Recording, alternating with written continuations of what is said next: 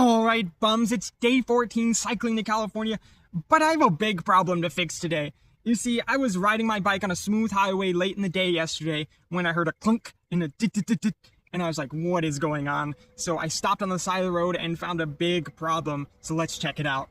Alright, here's the rack on the back of my bike that holds the bags in place. And if you take a look over here, that's loose because the bolt holding it on there sheared off.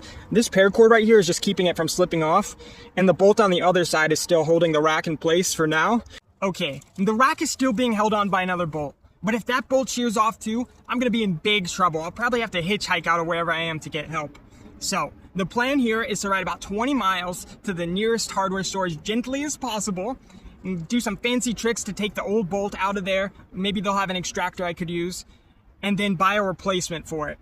Hopefully that all goes well, so let's get started!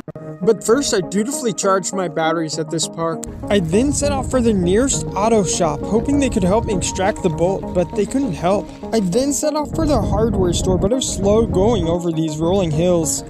Guys, the rain is picking up, but I have just 3 miles to make it to the hardware store. I gotta keep going!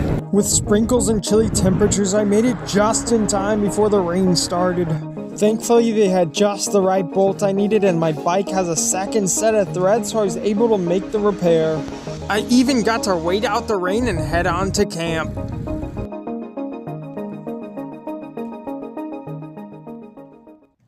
Alright, bums, the rack is now securely attached, yet the bolt extraction is gonna have to wait for another day. However, today's shout out goes to my Aunt Lisa and Uncle Mike. They've always been great supporters of whatever I'm doing, so thank you Aunt Lisa and Uncle Mike for donating through the Venmo, and I'll see you bums out there tomorrow.